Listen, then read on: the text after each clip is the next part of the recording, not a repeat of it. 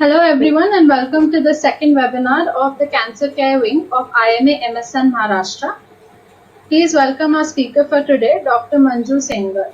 Manju ma'am is a professor and specializes in adult hematolymphoid diseases at the Tata Memorial Hospital. Dr. Sengar completed her training in medical oncology from AIIMS, New Delhi. She has done her postgraduate diploma in clinical training from London School of Hygiene and Tropical Medicine.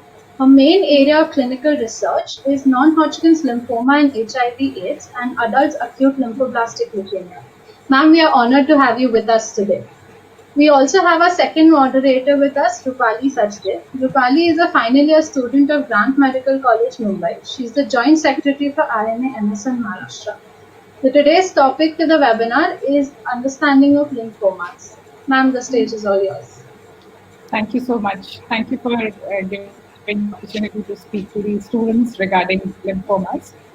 So what I'm going to do today, understand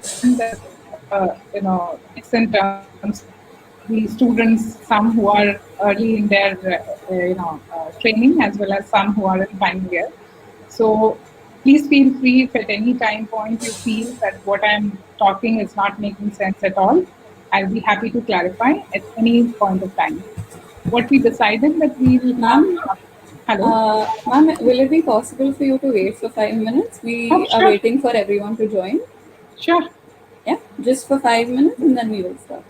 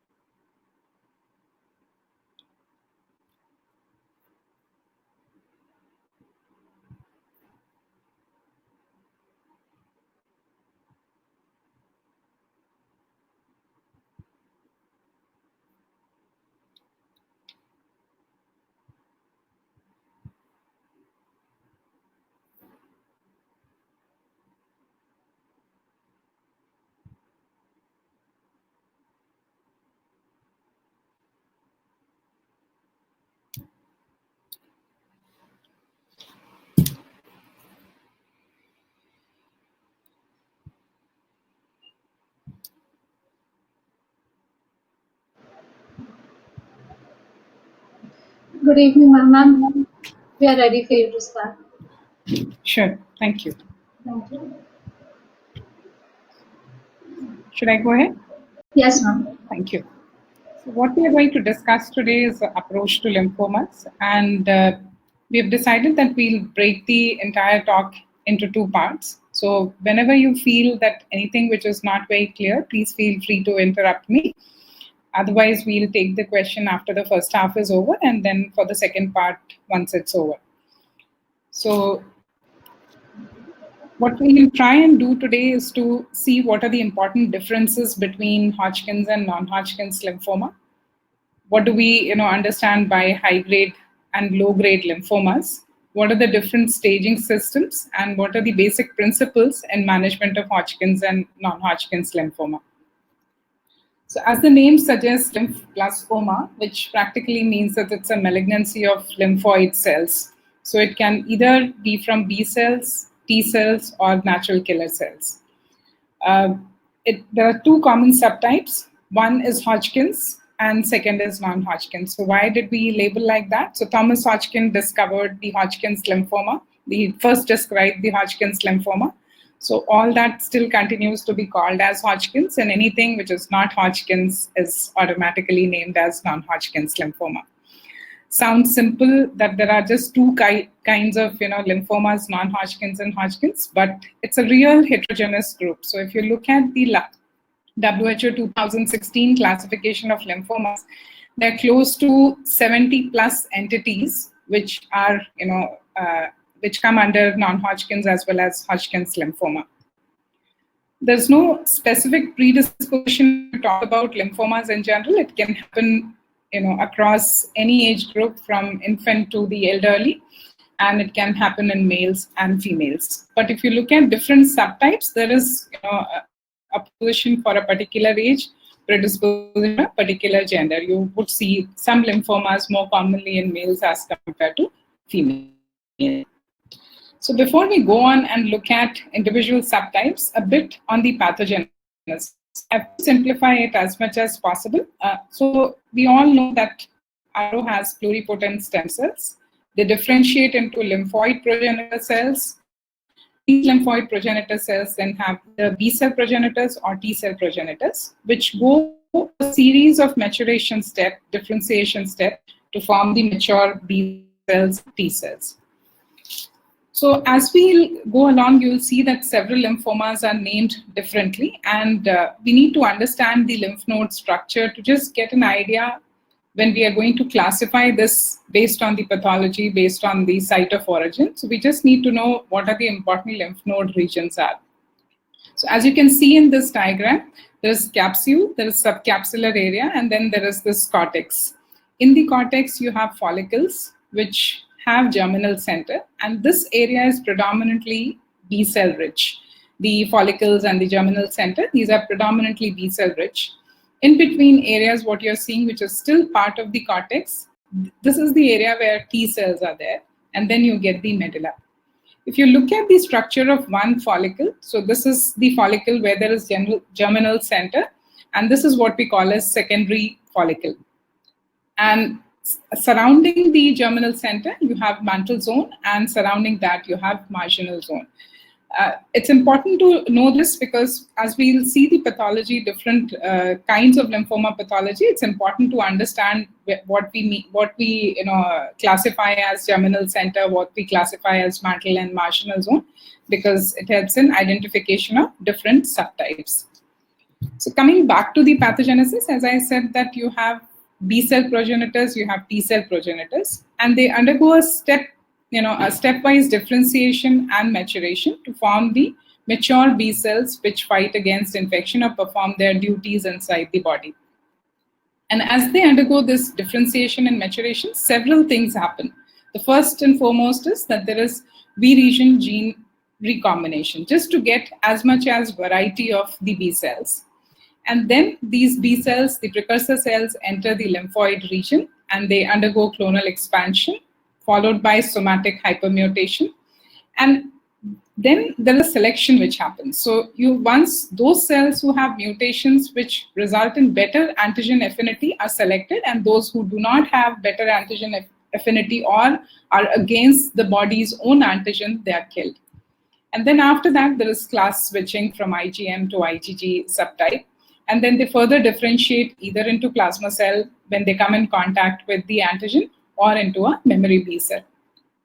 All this is important because if anything goes wrong anywhere, from the V region gene recombination to somatic hypermutation to class switching, all these abnormalities can result in block in further differentiation and expansion at the same level, and therefore giving rise to neoplastic B cells. So this is what is the relevance of knowing this pathogenesis.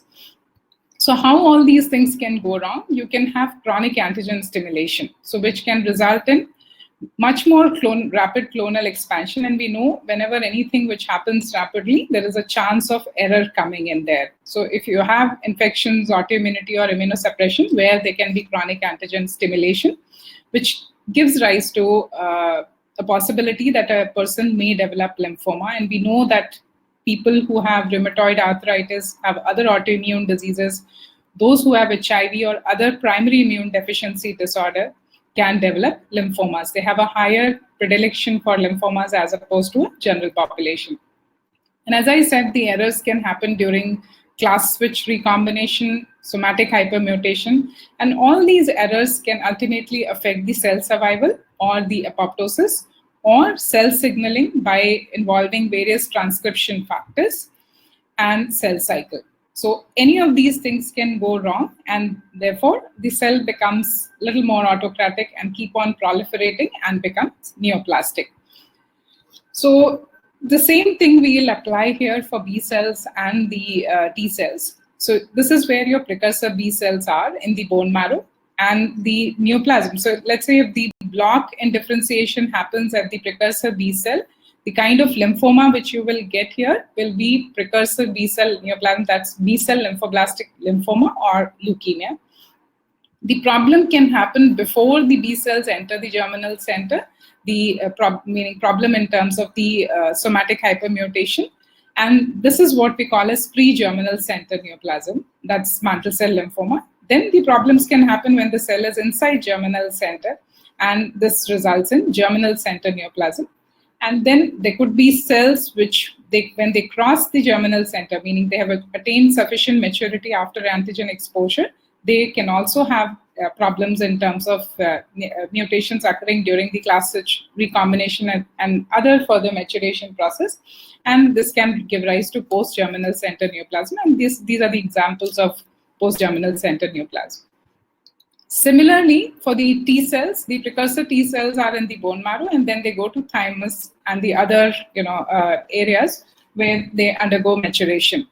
So precursor, if you have problem with the precursor T cell, it becomes T lymphoblastic leukemia or lymphoma. With the mature, relatively mature T cells and NK cell, it becomes mature T cell or NK cell leukemias or lymphomas. So this is basically just to give you an idea that different kind of lymphomas arise because of the differentiation arrest at different levels during their maturation. And based on this, the classification of lymphomas is there. I've just projected the common ones under the B cell category and under the T cell category. There are, as I told you earlier, the 2016 classification has close to 70 plus entities within the lymphomas. So common ones, if you look at the mature B cell neoplasm, are diffuse large B cell lymphomas, follicular lymphoma, Burkitt's lymphoma, and Hodgkin's lymphoma.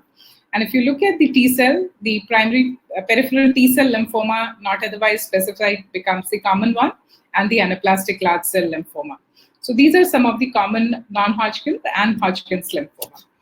Let's get back to something which is more clinically relevant. So what we have talked about is relevant in terms of pathogenesis, but what is relevant clinically is this. So we need to understand that there are two separate categories, non-Hodgkin's and Hodgkin's. And within non-Hodgkin's lymphoma, there is something what we call as low-grade lymphomas, high-grade lymphomas, and lymphomas which present like leukemia. So you've had leukemia talk yesterday.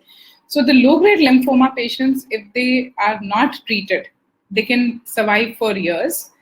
Usually they are not curable, but they are compatible with the prolonged survival.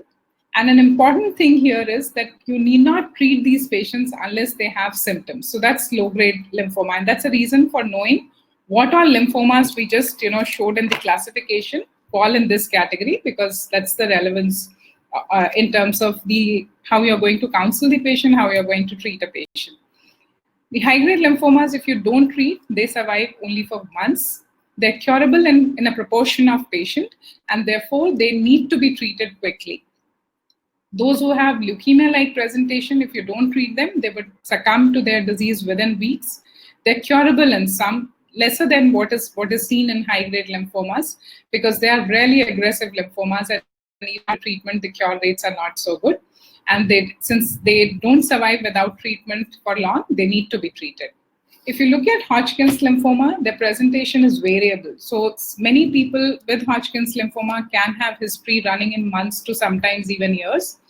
They're curable in majority of the individuals. And obviously, since it's a curable disease, therefore, they need urgent treatment as soon as you make the diagnosis. So this is what we showed earlier was based on pathology and the cell of origin classification and where the block has happened. And this is based on the clinical course. So let's talk about low-grade lymphomas. So the main low-grade lymphomas are follicular lymphoma, small lymphocytic lymphoma, lymphoplasmacytic lymphoma, and marginal zone lymphomas. Marginal zone could be nodal, extranodal, or they could be splenic marginal zone lymphomas. If you talk about high-grade lymphomas, diffuse large B-cell lymphoma tops the list. In fact, DLBCL is the commonest subtype of lymphoma which we see in our country, as opposed to follicular lymphoma, which is seen more commonly in West, which is a low-grade lymphoma. The other high-grade lymphomas are peripheral T-cell lymphoma, mantle cell lymphoma, precursor T-cell lymphoblastic lymphoma, anaplastic large cell lymphoma, Burkitt's, and what we call as primary mediastinal large B-cell lymphoma. So this is all for classification. Let's see how these patients can come to us. So as I said, lymphoma, it's a disease of lymphoid tissue. So they can have symptoms because of the lymphoid tissue involvement. So what's the commonest presentation? Commonest presentation is lymphadenopathy. So a person can come with lymphadenopathy. It could be a single site lymph node, or it could be multiple site, more than 3, then it becomes a generalized lymphadenopathy. They can have peripheral lymph nodes like cervical, axillary, and inguinal lymph node enlargement, or they can have axial. So they can have mediastinal or abdominal lymph node which are enlarged. So it could be that, while they are having bath or somebody else has noticed that there is some neck node enlarged or there's some axillary enlargement, the mediastinal and abdominal lymph nodes can present with compressive symptoms. So if you have a big mediastinal mass, they typically present with what we call as superior vena cava obstruction. And we all know the signs and symptoms of superior vena cava obstruction. They could be facial fullness, there's hoarseness of voice, there could be dysphagia, shortness of breath. When they lie down, they are not able to breathe properly. So all these, and the neck veins are prominent, the veins of the upper limb are prominent. So these are the symptoms which we see in somebody who has superior vena cava obstruction. They can have compressive symptoms also. So let's say if you have a big abdominal mass which is located paravertebrally, it can compress one of the radical nerve roots which are coming out, and therefore they can present with radiculopathy. So depending on where the lesion is, what are the surrounding structures, if it is causing compression, then you can get compressive symptoms. So biliary obstruction can come in, GI obstruction can come in. So these are the problems which can happen because of a large lymph nodal mass. So we know that the lymphoid tissue is not just localized to lymph nodes. You have some extranodal locations also, like tonsil, testis, thyroid, gastrointestinal tract, skin, CNS. So these are the locations where you can have extranodal lymphoma involvement. So usually the disease begins, when you talk about these lymphoma, it begins with the lymphoid structure, but it can infiltrate the bone marrow, and therefore a person can present with features of bone marrow failure, like anemia, infections, low platelets resulting in bleeding manifestations. These lymphomas have some of these patients present with significant amount of constitutional features like fever, night sweats, and weight loss. And we call them as B symptoms. When we talk about staging, we'll talk about these B symptoms of fever, night sweats, and weight loss. Sometimes the individual can be totally asymptomatic, and this is typically seen when we see low-grade lymphomas. So it so happens that they go for some kind of a medical checkup because they're joining their job or they're traveling abroad for They do their investigations, and that's when they find that they have the counts high, WBC is high, and further tests reveal that they have low-grade lymphoma with blood development. So this is something which we see, and sometimes they can just have lymph node which not many trouble. The person who's seeing them notices a cervical node and they're asymptomatic for that. So we need to remember that these patients may not have any symptoms altogether. So if you look at the comparison of lymphoma, if you look at Hodgkin's low-grade and high-grade non-Hodgkin's lymphoma, the site of origin for Hodgkin's lymphoma is predominantly nodal. At extranodal involvement, it's commonly seen with high-grade lymphoma. Again, if you look at the nodal spread of Hodgkin's and non-Hodgkin's, in Hodgkin's it's contiguous. And what I mean by contiguous, that they will have cervical lymph node, then axillary lymph node, then mediastinal lymph node. Whereas for the low-grade and high-grade NHL, it can be discontiguous. If you look at the central nervous system involvement, it's rare in Hodgkin's and the low-grade NHL, but it's relatively more frequent, though less than 10%, but more frequent in high-grade NHL. Anyway, bone marrow involvement is most commonly seen in the low-grade lymphoma. So majority low-grade lymphoma with bone marrow involvement, as opposed to what you see in the Hodgkin's and the high-grade lymphoma. So once somebody comes to you with lymphadenopathy or any of those symptoms what we just talked about, what would you do next? So the next question which will come is you want to make a diagnosis and you want to see whether it's non-Hodgkin's or Hodgkin's, and if it is non-Hodgkin's, whether it's B or it's T, and within this B and T, out of those 70 classification, which subtype it is. The next question comes how extensive the disease is, and the third thing is what would be the best treatment for this patient. So how are we going to make this diagnosis regarding the type? The first and foremost test which is required is a complete blood count along with the peripheral smear examination. And sometimes if you see in the complete blood count that your WBC is high and your lymphocytes are elevated, the peripheral smear itself can give you answer regarding subtype. And these are the various lymphomas where there is peripheral blood spill. So as I said, there is lymph node involvement, it goes to marrow, and then obviously from marrow it comes out to the blood. And these are peripheral blood spill which you can pick up on peripheral smear. And each of these lymphomas have quite peculiar cells, lymphoid cells or abnormal lymphocytes in the blood, which can help you in diagnosis. These are all going to give you a suggestion that this is the possible diagnosis. You would need further tests to confirm the subtype. Sometimes your peripheral blood may be completely normal. You will have normal blood counts, normal peripheral smear, and this is the situation where you would require a biopsy or FNAC. Which one is better? In lymphomas, always, you require a biopsy. What kind of biopsy? If you have reasonable sized lymph node, which can be easily excised, excisional biopsy. That's the best kind of a biopsy which is needed for diagnosis of lymphoma. If the lymph node mass is too big and you cannot excise, meaning if you excise that will become a major surgery, a radical surgery, then in that case an incisional biopsy is important. Let's say both excisional and incisional biopsies are not possible. In situations where you have a mediastinal mass or you have abdominal mass, you wouldn't want to do an open surgery or a laparoscopy to do the biopsy to get incisional biopsy. What you would do here, you can do a core needle biopsy. But if you have superficial lymph node, peripheral lymph nodes, core biopsy is not considered a good kind of an investigation. We should always avoid making diagnosis of lymphoma on fine needle aspiration. And I'll come on to the reasons why we need to avoid that once I show you the method in which the pathologists look at the biopsy and then make a diagnosis. FNAC is always dicey, and that's the reason why you look at it, many people continue to get treated as tuberculosis for a very long period of time, or some reactive lymph node for a long period of time, and later on it turns out to be that it's lymphoma and it's not tuberculosis or any reactive lymph node. So this is the reason why you need to have preferably an excisional biopsy. What you want to see the entire lymph node architecture. What about the capsule? Whether the lymph node architecture is completely effaced or it's maintained or it's nodular, whether the involvement is diffuse or not. And then you want to look at individual cell types, whether all cells are same in appearance, what we call as monomorphic appearance, whether they are small, whether they are large with respect to the normal cells or the endothelial cells, what you see.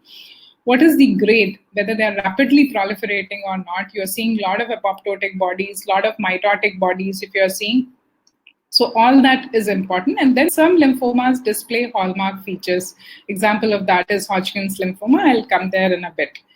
So that's the importance of having a whole node biopsy, if possible, because that gives you the complete diagnosis. If you just take a portion of the entire lymph node and just say, if you were just seeing the follicle, you would not be able to get any of this in terms of pattern, cell size. What you're going to focus is only on that area, and which can be misleading, and you may not get the accurate diagnosis. And FNAC becomes even more difficult because you're not getting any architectural pattern there. You're only looking at individual cells. After you look at the morphology, you need to do the immunohistochemistry. And all lymphomas, except for the plasmablastic category, they express leukocyte common antigen. Then you put your different B cell markers and T cell markers to further characterize whether it's B cell lymphoma or whether it's a T cell lymphoma. And then looking at your microscopy and the initial immunohistochemistry, whether it's B cell and T cell, you put additional markers to further characterize the subtype of lymphoma. So like if the morphology or under the microscope, it looks like, the pattern looks like Hodgkin's lymphoma, you're going to do CD15 and CD30. If it looks like that it could be anaplastic large cell lymphoma, you do the ALK1 to see whether it's ALK positive or ALK negative. So this different subtypes, it's not that all immunohistochemistry markers are put in all patients. That's the reason why morphology is important, and you pick up select immunohistochemistry markers to further subtype these lymphomas. If you look at the Hodgkin's lymphoma histopathology, there are very few cancer cells or neoplastic cells. Majority of cells are reactive. They are either eosinophils, neutrophils, histiocytes. That is what you are seeing. The neoplastic cells in Hodgkin's lymphoma are called Reed-Sternberg cells. And I would just show you a Reed-Sternberg cell. It is like an owl-eye appearance. You have, binucleate. Sometimes it can be multinucleate cell. You have prominent nucleoli in these cells, and you do see sometimes, they can be only single nuclei, but usually what you see is two or more than two nuclei within the cell. And the surrounding cells, what you're seeing, these are not neoplastic cells. These are all normal lymphocytes, eosinophils, and histiocytes. So that's what is typically. So if you see this cell, you can say that it's probably Hodgkin's lymphoma. Just a word of caution, it's not that Reed-Sternberg cells or Reed-Sternberg-like cells are always seen in Hodgkin's lymphoma. You have other lymphomas too where you can see these RS cells. So if you see this, the suspicion of Hodgkin's lymphoma is high, but you need to do further immunohistochemistry and look this with respect to rest of the lymph node architecture to make a diagnosis of classical Hodgkin's lymphoma. Coming to non-Hodgkin's lymphoma, you have predominantly neoplastic cells here. So as opposed to Hodgkin's, where there are few neoplastic cells, a lot of reactive cells surrounding, here they are predominantly neoplastic cells. And what you want to look at, whether it's diffuse or it's nodular, whether the cells are all similar appearance or they are of varying appearance, whether the cell size is small, intermediate, or large, that's where you decide. So this is how a normal lymph node will look like. These are all your follicles. This is, the interfollicular area. Follicles have B cells, so you can, B cell marker is CD20, so you would see these CD20 positive. The in-between is T cell, that's CD3 positive. So this is how a normal follicle, normal lymph node would look like. If you have all monomorphic cells which are large in appearance, this is how you get to see in lymphoblastic lymphoma. If you see a lot of apoptotic activity with, small to intermediate size cells, but they're all similar appearing cells, and something what we call a starry sky appearance, that's where is Burkitt's lymphoma. And lymphoblastic lymphoma, this is T cell subtype. So therefore you are seeing that on IC, it's highlighted by CD3. If you look at Burkitt's lymphoma, this is one of the most rapidly proliferating tumor. And that's why, meaning we say that the doubling time is 24 hours. And therefore, the Ki-67, which basically tells us the doubling time is very high. Almost all cells are staining with the Ki-67 or MIP. And they are CD10 positive, they are B cells. So this is small lymphocytic lymphoma, this is diffuse large B-cell lymphoma. So here, both situation you are seeing diffuse involvement. The cell size here is larger, pleomorphic, whereas here these are all small cells. Coming back to why we wanted to see nodular pattern, and this is where follicular lymphoma comes in. So you can see how you saw in the normal lymph node, how follicles are maintained, nodular pattern is maintained. Same thing is here. You're seeing that these follicles are there, but these are not normal follicles. So this is what the pattern you would get to see in follicular lymphoma. You can do IHC, it will turn out to be positive for 20, 10, and BCL2, and that's how you make a diagnosis of follicular lymphoma. So as we said that one, peripheral smear examination, second, biopsy, that's what is important. Third is sometimes you need additional information, either in terms of flow cytometry or cytogenetics. So where would you do flow cytometry? What does flow cytometry pick up? It picks up the same thing what you're seeing in pathology with immunohistochemistry. So you're looking at antigen expression. And as cells mature, the variety of antigens which they express is corresponding to their stage of maturation. And therefore, flow cytometry can also help you in picking up the diagnosis of lymphoma. So once you see high TLC and you see abnormal cells in the peripheral smear, these are the patients where you may not need a lymph node biopsy or any biopsy. You would just do a flow cytometry and you would be able to get the diagnosis. You don't need to go through this table. I'm just trying to show you that depending on the antigen expression pattern and the type of antigen being expressed, you can get to a diagnosis of different lymphomas where there is peripheral blood involvement.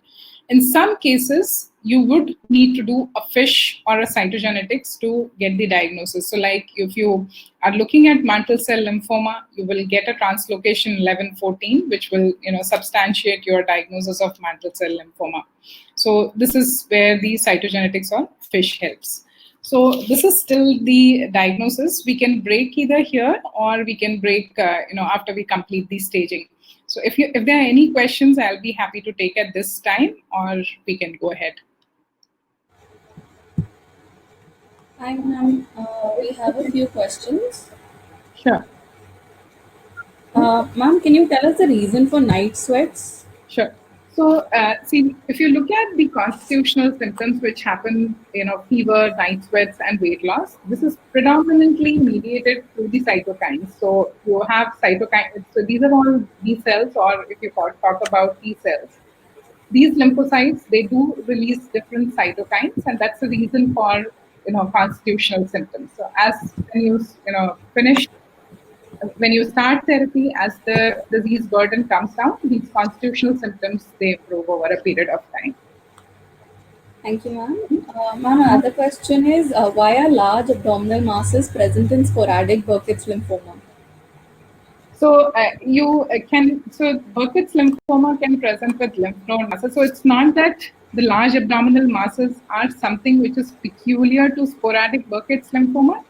It's a comparison between endemic and the sporadic Burkitt lymphoma. So endemic Burkitt lymphoma, you can see jaw masses, jaw involvement, whereas in sporadic Burkitt lymphoma, you get to see other lymph node involvement. And it could be, and the predominant presentation there is abdominal involvement. Okay, ma'am. Ma'am, the last question, what is the difference between mutation and hypermutation? So if you see, in both the situation, there is, what is happening is that a particular gene is getting mutated. What we mean by somatic hypermutation, that it's happening at a higher frequency. So just, it's like your cell is getting tuned to the antigen which are coming in contact with these cells. And you want to select the best cell which can fight against the organism expressing that antigen. So it's happening at a frequency to select the best cell which is going to have a best fit with the antigen which is being expressed by the organism. So this is also a type of mutation. And the final question, how is maximum development of these symptoms associated with mixed cellularity Hodgkin's lymphoma? So it's not true that it's only mixed cellularity Hodgkin's lymphoma has maximum B symptoms. So all lymphomas can have B symptoms, both non-Hodgkin's and Hodgkin's lymphoma. And if you look at the mixed cellularity, if you look at the lymphocyte depleted variety of Hodgkin's lymphoma, if we are talking only in terms of Hodgkin's lymphoma, both have predominant B symptoms. And the probable reason for that is that the neoplastic cell burden there is higher as opposed to when we talk about the nodular sclerosis or lymphocyte predominant Hodgkin's lymphoma. Okay, ma'am. And ma'am, how valuable is immunophenotyping if we are doing FISH routinely? And what method is generally preferred with respect to various lymphomas? So immunophenotyping is required in all lymphomas, whereas you don't need FISH in all lymphomas. So first you need to subtype the lymphomas either by immunohistochemistry if you're looking at tissue, or by flow cytometry immunophenotyping if you're looking at peripheral blood or bone marrow. And then there are some lymphomas which can have very similar antigen expression. So just to give you an example, that you are looking at peripheral blood count, which is high. So you have high WBC with predominantly lymphocytes. When you look at the peripheral smear of this patient, you see small lymphocytes there.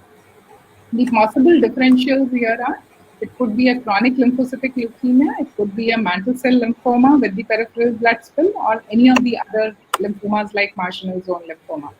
So what next step you would need? You would need to do an immunophenotype. If on immunophenotype, the CLL as well as mantle cell lymphoma, they both express CD5. So in fact, the first marker which we put in there after B is the CD5. And if CD5 is positive, you need to differentiate whether it's CLL or it's mantle cell lymphoma. Sometimes the other markers, so normally CLL will have CD5 positivity, CD23 positivity, weak CD20 expression, weak surface immunoglobulin expression. Sometimes the mantle cell lymphoma can also have similar presentation, meaning similar immunophenotype. So you do see, not a clear-cut positivity for 23. You may see weak CD23 there. So you will not be able to differentiate whether it's CLL or mantle cell lymphoma. And this is the situation where FISH is required. So not every, diagnosis of lymphoma requires a cytogenetics of FISH. These are the difficult situations where you would need additional tests, and that's where you can order FISH. So that's one role for FISH. Role for FISH is that you want to prognosticate. So if you're talking about chronic lymphocytic leukemia, there are certain genetic abnormalities which you want to look at to classify whether this chronic lymphocytic leukemia is high risk, whether you need to treat them differently or they are going to behave differently. So just for example, in CL17P deletion, so we do look at whether the 17P deletion or not, because if there is, these people are not going to respond to conventional chemotherapy. You require different management like ibrutinib in these patients. So for two reasons you do FISH. One, what we call as to support your diagnosis or get a clear answer in terms of diagnosis, and second is to prognosticate. So not all patients or all lymphomas require cytogenetics of FISH.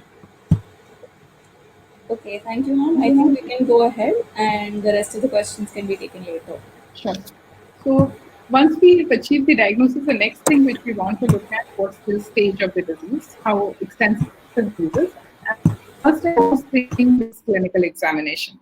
Though I have put in clinical examination here, but you would do clinical examination before even you would order for a biopsy or any other test.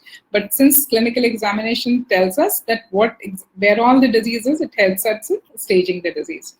What is very important is to document from top to bottom all the lymph node regions, whether they are enlarged or not, and if they are enlarged, what's the size. The importance of this is when you're going to follow up these patients down the line, you need to know what was the initial site of disease, how big it was, because that will define whether the disease is progressing or responding to therapy. So all lymph node regions need to be examined. You need to do a good examination to ensure whether the tonsils are enlarged or not, or whether there is any other extranodal deposit there or not. You need to examine liver, spleen to ensure that whether there's any hepatitis or not. And then there are certain hidden areas which many times are missed in examination. We'll just talk about it in the next slide. So it's very important to do a thorough clinical examination. It so happens sometimes that somebody else has seen the patient, there is no clear documentation of lymph nodes, and the patient comes back after 3 cycles of chemotherapy to another center, and we find it very difficult. If we don't have an imaging at baseline of all the areas, we find it very difficult to assess whether the patient has responded, has stable disease, or has progressed. So that's the clinical examination. Another, you can do peripheral lymph and the organomegaly through the clinical examination, but you need to evaluate for the other lymph node sites. So you need to do a CCT neck, thorax, and abdomen to see whether there is any extranodal disease site, whether there are mediastinal, abdominal lymph nodes, or any organ involvement there. Another modality which has become now standard of care for majority of lymphomas, not all lymphomas, is a PET-CT scan, and we'll talk about scan in a moment. In some individuals, you may need to do an MRI. So if you're suspecting a primary CNS lymphoma, then in that case, MRI brain is better than doing a PET scan. If you're suspecting that there is involvement of cord, so you may need to do an MRI there, but not that every patient requires all 3 imaging modalities. So you need to select whether you are ordering for a PET-CT or a CT, a contrast-enhanced CT scan of the neck, thorax, and abdomen. That decision has to be taken beforehand, and the decision is dependent on what's your biopsy report. So if you're talking about high-grade lymphomas, if you're talking about other lymphomas, in that case, PET scan has become the standard of care for staging modality. If you're talking about low-grade lymphomas, then in that case, CT scan is low-grade lymphomas other than follicular lymphomas. So if you're talking about SLL, if you're talking about marginal zone lymphoma, here the CT scan, contrast-enhanced CT of neck, thorax, abdomen is good enough. Bone marrow is required in all lymphomas except Hodgkin's lymphoma. And the reason is, in Hodgkin's, if you do a PET scan, the PET scan specificity and sensitivity to pick up the bone marrow involvement is good enough so that if you don't find a marrow uptake on PET scan, it's not going to be involved even if you do a marrow examination. And if you find marrow involvement on PET scan, marrow lighting up or focal uptake, you would find corresponding positive if you go the biopsy. So that's why in Hodgkin's lymphoma, no longer bone marrow studies are needed. Another situation where you would not do a bone marrow, where your WBC is already high. So meaning the lymphoma has already gone into the blood. So marrow is not going to give you any additional information because these lymphocytes are coming from the marrow itself. So that indicates peripheral blood involvement indicates that there is marrow involvement. If somebody has pleural effusion, you need to do the tapping and send it for cytology to ensure whether there is involvement or not, because if involved, it becomes a stage 4 disease. For some lymphomas, you need to do a cerebral spinal fluid examination to find out where is CSF involvement. It is different sites. So certain lymphomas, particular lymphomas, breast lymphomas, paraspinal lymphomas, lymphomas involving nasal sinuses, they have a higher predilection to go into CSF, and therefore a baseline CSF examination is mandatory in them. Say if you have adrenal involvement or renal involvement, again, these people have higher chance of CSF involvement. So you need the CSF examination at baseline and require CNS if CSF is uninvolved or CNS directed therapy if CSF is involved. So that's the relevance of the baseline examination in all these lymphomas. So this is what I'm talking about. It's very important to look at all the possible sites, a thorough CNS evaluation, oral cavity, epitrochlear, and bone examination and tear examination. What's the relevance? See epitrochlear and popliteal lymph node. This is mostly chronic lymphocytic leukemia or LL. So you or any other low-grade lymphoma. So that becomes a little more at how you're going to invest patients. So you're quite certain of your diagnosis even before you start doing further investigation.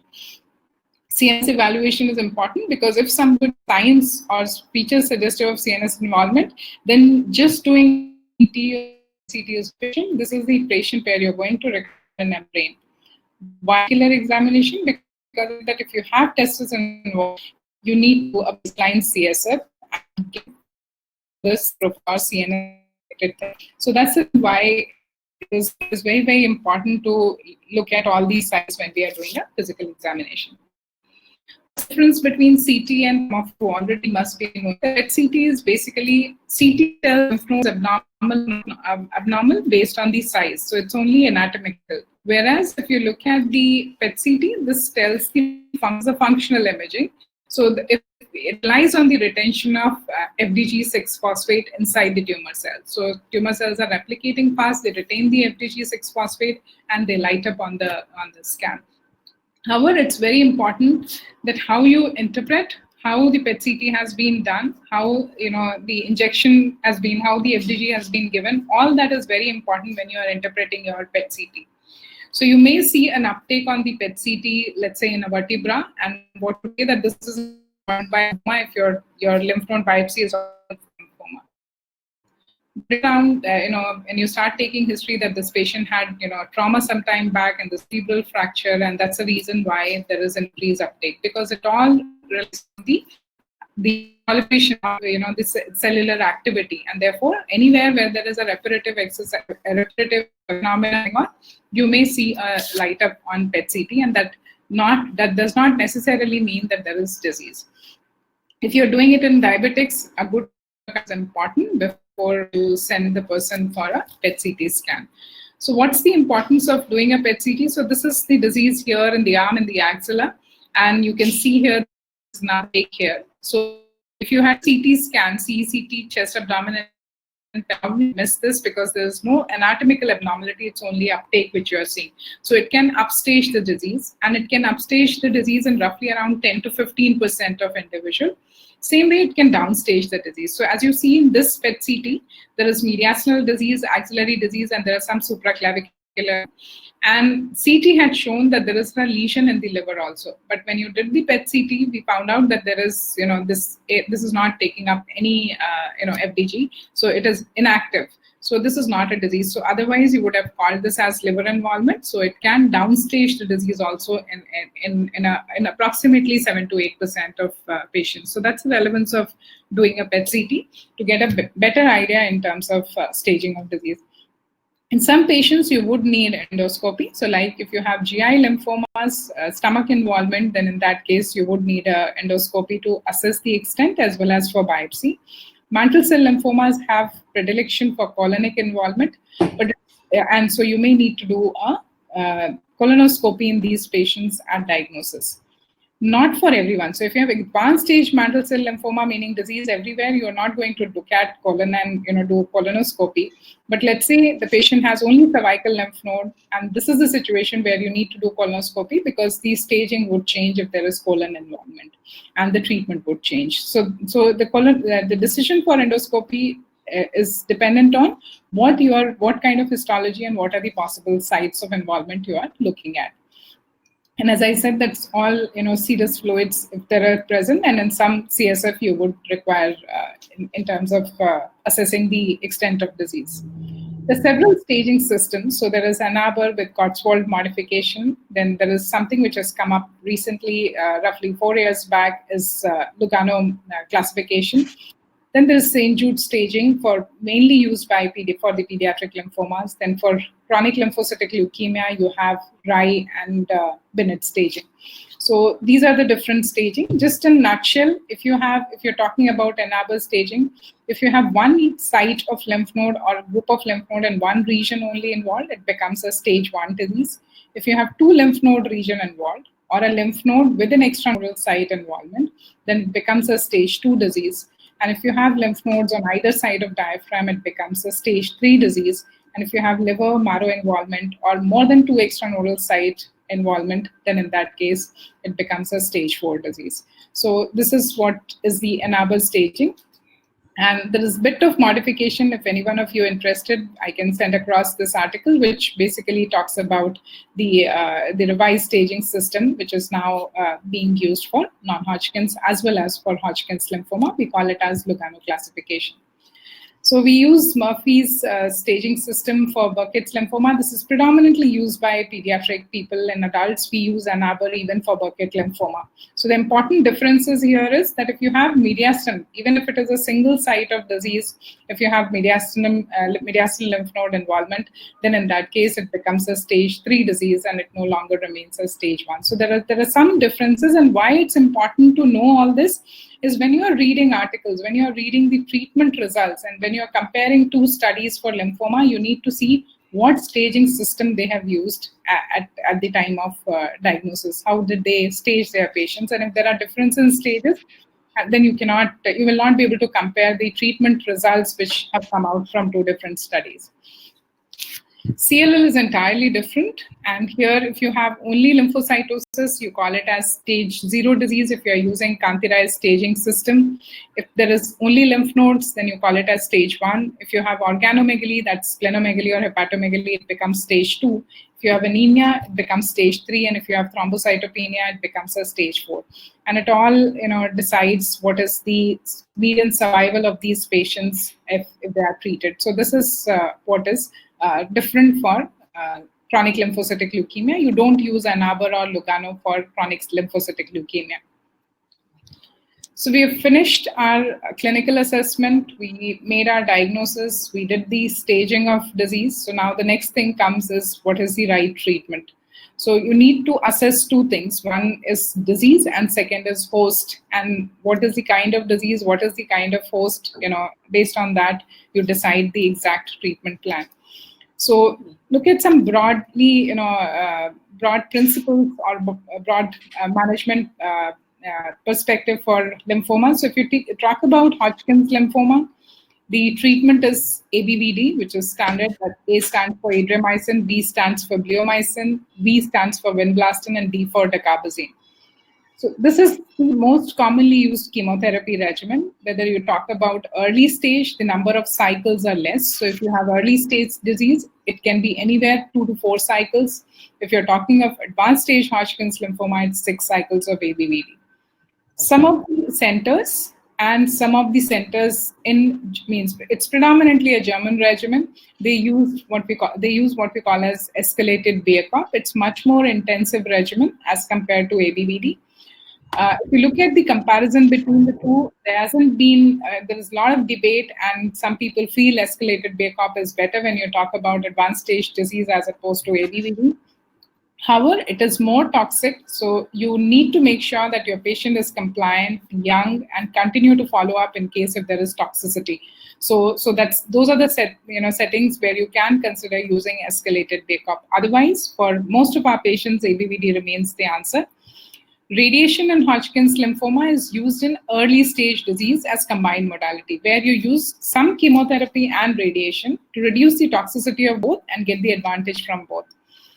Otherwise, in the advanced stage disease, you use it if there was bulky disease, or if there was extranodal involvement, or if there is disease after chemotherapy. The settings we use radiotherapy. If we come to treat low-grade lymphoma, so this is low-grade lymphomas as we were talking, but they are not curable.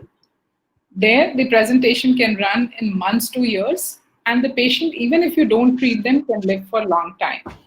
So this is the subset where follicular lymphoma, small lymphocytic lymphoma, lymphoplasmacytic lymphomas come in. So the first and foremost thing you need to find out whether there is really a need for treatment. And what do we mean by need for treatment? If they don't have any of those constitutional symptoms which we were talking about, if they don't have bulky lymph nodes, and by bulky lymph nodes, I would say anything which is more than 7 centimeters is what we consider at our center. If they don't have large spleen, which is interfering with their appetite or giving them pain, if they don't have bone lesions or any other symptom due to disease, you can just keep them on watchful waiting.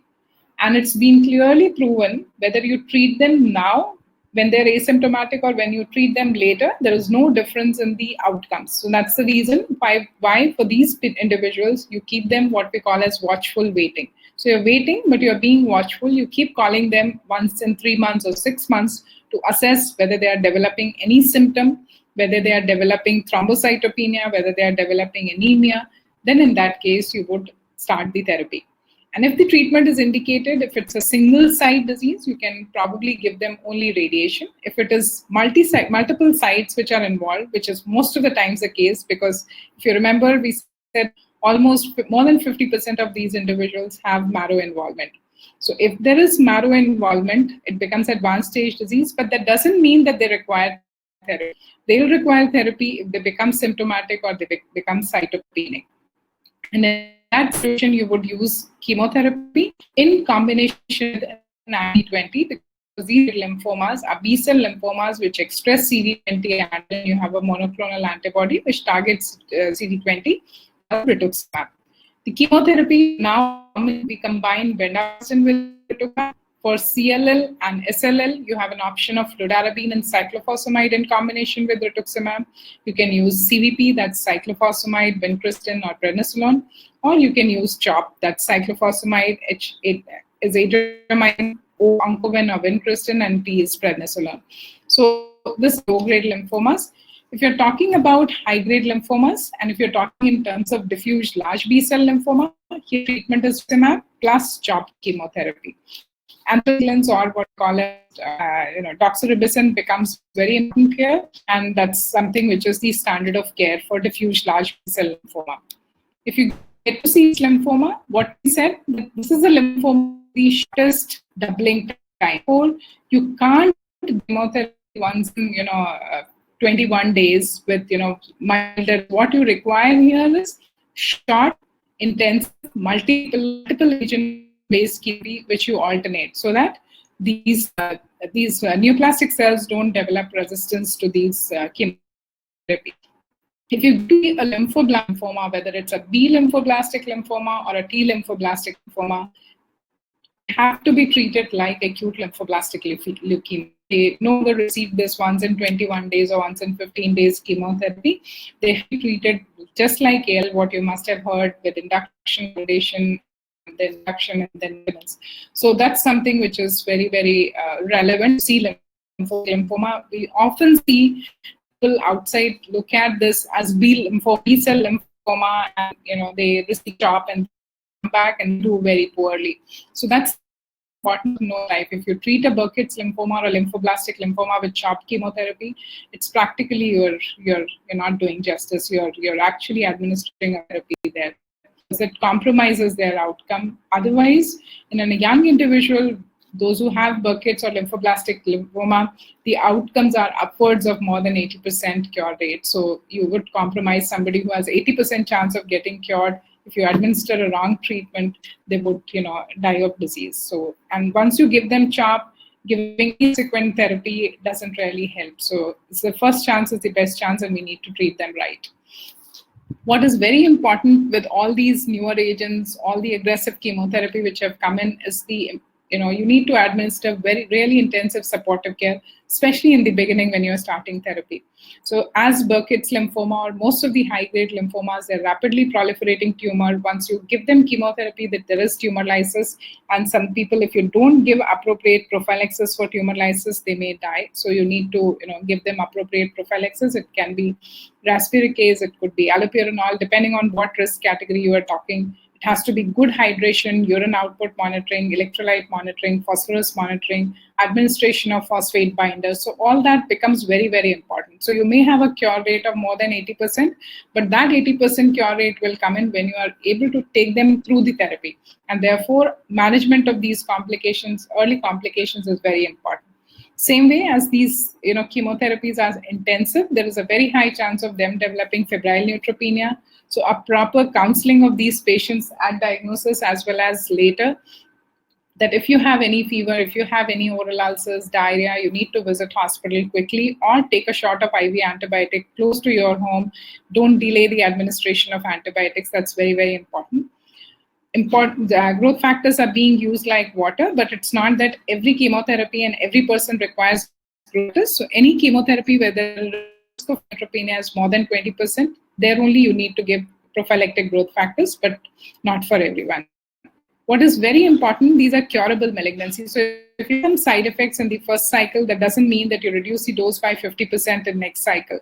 You try and maintain both the time of chemotherapy as dose of chemotherapy. there is a life-threatening toxicity or a toxicity which is irreversible, where you may need to consider dose modification. It goes without saying that you need to take care of nutrition, because most of the times with chemotherapy, their appetite goes down, they develop oral ulcers or diarrhea, and therefore they reduce their food intake. And once they start developing hypoalbuminemia or loss of muscle mass, their tolerance to chemotherapy goes down. So therefore, you need to pay attention to the nutrition and just not the chemotherapy. So with that, I would like to conclude, as lymphadenopathy is something which we don't just see in lymphomas. Lymphadenopathy in medicine clinics, see so many individuals, or you see is it in the surgical, you see so many individuals walking with lymphadenopathy. So appropriate approach and diagnosis is important. Keep in mind that there is a possibility of lymphoma even if you're sitting in a tuberculosis is rampant.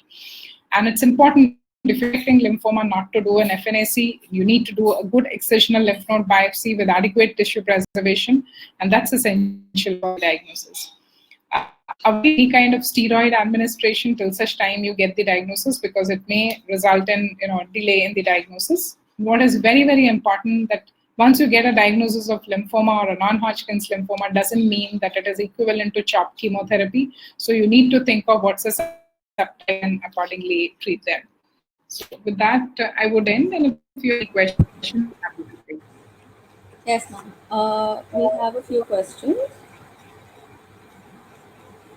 Ma'am, what are the chances of feeding while taking biopsies or while collecting the aspirate? What are the chances of bleeding? Yes, ma'am. Is Chances that of your question? seeding. So Yes. see, most of the times what we are talking about is the lymph node biopsies which are from the peripheral area. The chances of bleeding are not even 1%, and it's usually insignificant bleeding which stops with pressure. Ma'am, So chances of seeding. seeding, sorry, I Yes. thought bleeding. So actually, this is one what you call fear which we have in general community, that when you do an FNAC or when you do a biopsy in any malignancy, you will seed the tract. So it doesn't happen. So in majority of malignancies, it doesn't happen. For some malignancies, like we are talking about, let's say a particular bone tumor, be careful what your biopsy is, so that in subsequent surgery, you should be able to cover that biopsy tract. But otherwise, there is really no worry about seeding. And for lymphoma, especially because this lymphoma is already a systemic disease when it comes. It's no longer a just localized disease. So you would need to administer chemotherapy here, which will take care of rest of the involvement also. Thank you, ma'am. Ma'am, how can one avoid lymphoma relapse after therapy? So there is no particular way to prevent relapses other than having adequate therapy and on-time treatment. Complete and adequate treatment is important. Subsequently, we just follow up these patients. What we do is definitely, lifestyle modifications, healthy lifestyle, exercise, etc. But it's not that they result in prevention of recurrence of lymphomas. For some lymphomas, so like we have the renal zone lymphoma, which occurs in stomach, what we call as mark lymphoma, and we know that it is associated with H. pylori. So we do, give treatment for H. pylori to eradicate that, because you want to take away that chronic antigen stimulation, which is on the first place responsible for development of lymphoma.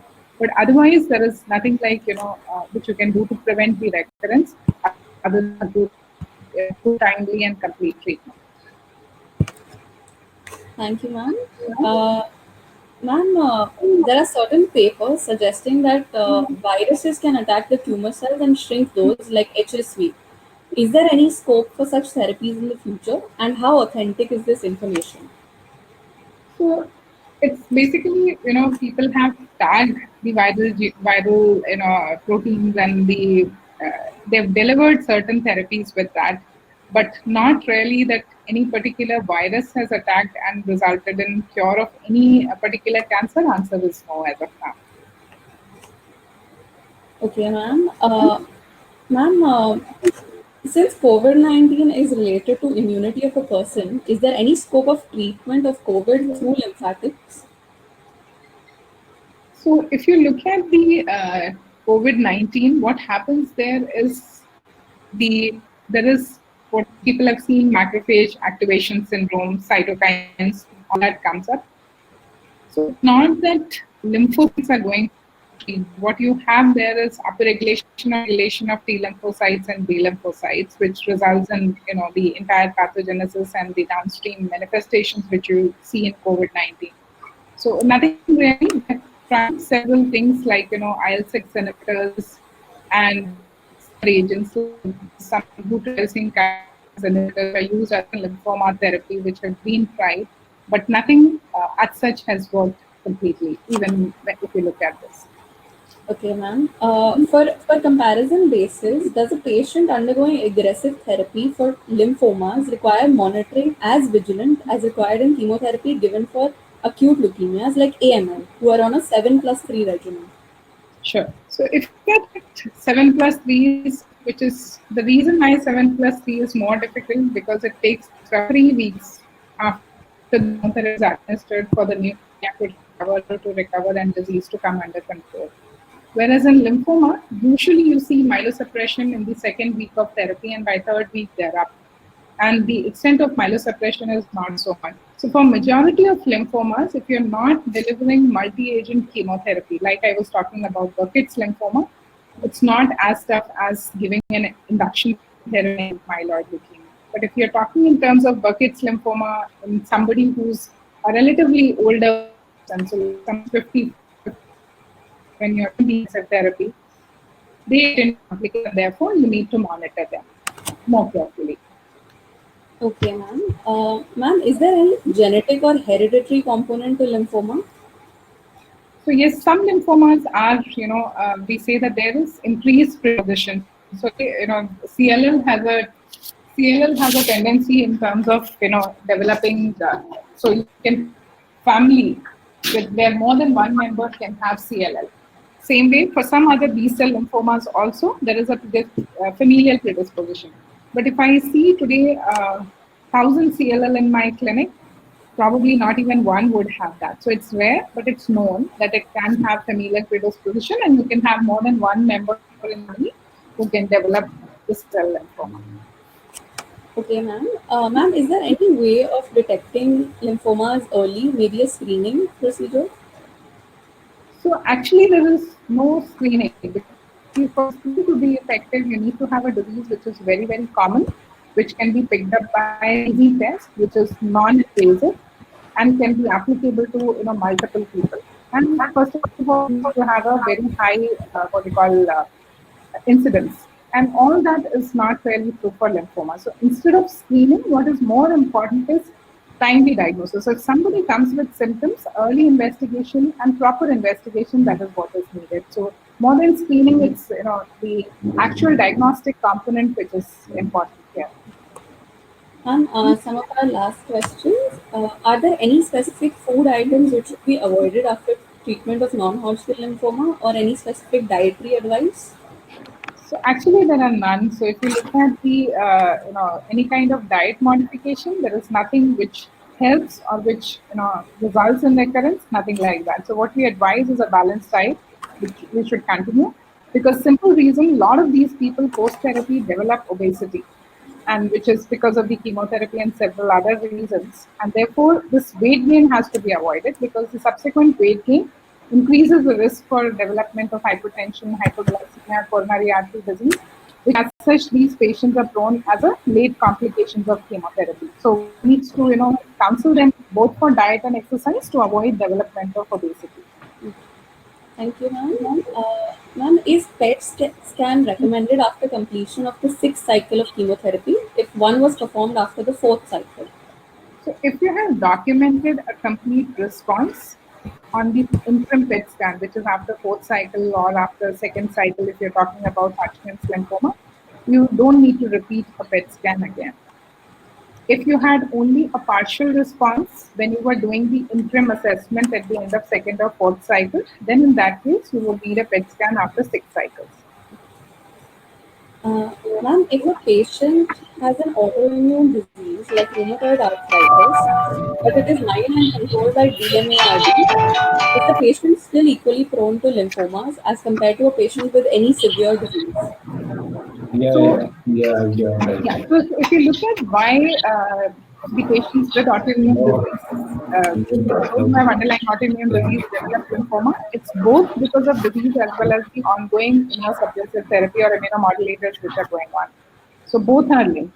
So longer the duration of these immunomodulators which are going on, the higher the risk. And say it could be considered requiring these immunosuppressants for a long period of time, they are going to be at a higher risk. Okay, ma'am. I think that's it for the questions for today. Thank you. I think Priyanka can take over now.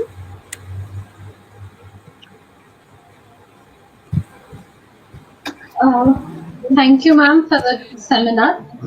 We have Banavli sir with us as well. So, ma'am, thank you so much for explaining it so well in such a short amount of time. You have given us a beautiful and different understanding to leukemia and lymphoma. Thank you. Accepting that thing at such a short notice. She has helped me a lot for taking care of it, the lymphoma part of it. But hopefully, these are most of us work on with leukemia and lymphomas every day. So many of the things that we will tell will be practical aspects of managing leukemias and lymphomas, and hope that you keep that in mind and don't forget it in a short time. Because see, once you don't work with in this field, practice makes one perfect. So unless you keep on doing it, you may forget. So please keep that in touch. I think both of us can share the video, I mean the slides with you all. So hopefully, that will be of use, of some use to you in the future also. So, yesterday I forgot to send the slides, but today I'll send it to Dhruv. Actually, the slide set I will send, so that it may be of some use to you all in the future. And any other topic, if you want in oncology, let us know. We will organize it with some of our colleagues at the hospital, so that you'll continue to have this interest. And like I again and again tell, but oncology is going to be 20% at least of the practice, whichever branch you are in the future. So I think you cannot regret looking into oncology part of your this thing, which I think is not that much taken care of in most of the undergraduate, and not only undergraduate, in postgraduate curriculum. So because none of or very few of the medical colleges have oncology units in with them. So unless you have a unit like cardiology, I told yesterday also, cardiology, gastroenterology, neurology, these are part of many of the medical colleges, and then you rotate through them or you take electives in them, so that you get exposed to the subject. But oncology not being part of the units in most of the medical colleges, very few of you really get to work with oncological patients. But when you come in the private, in the practice part of it, at least it will be 15-20% of your practice would involve some or the other. Not only that, some people your family members, now every this thing, so many of them are having oncological diagnosis, that it's good to know what's happening, what are the basics of oncology, and that will give some more in depth of understanding of the subject. For today's session, someone has even mentioned in the comment section saying that it was very gripping and a crisp discussion. Thank you so much for that. Yeah, Manju is a great teacher actually, and she really covers this subject very well. That's why I wanted her to take the lymphoma part of it, because I've heard her, and she's a great teacher. Thank you so Thank you, much, sir. ma'am. And so I would just add to what Dr. Pranavli was saying. Most people look at oncology as one of the most, what do you call, deadly and depressing branch, and you feel that everyone dies at the end of the day, and you don't have as fascinating things as cardiology and pathology. I must say that some of you should visit our wards, see the happiness, especially for these long-term survivors, which are not small in number. They're huge in number.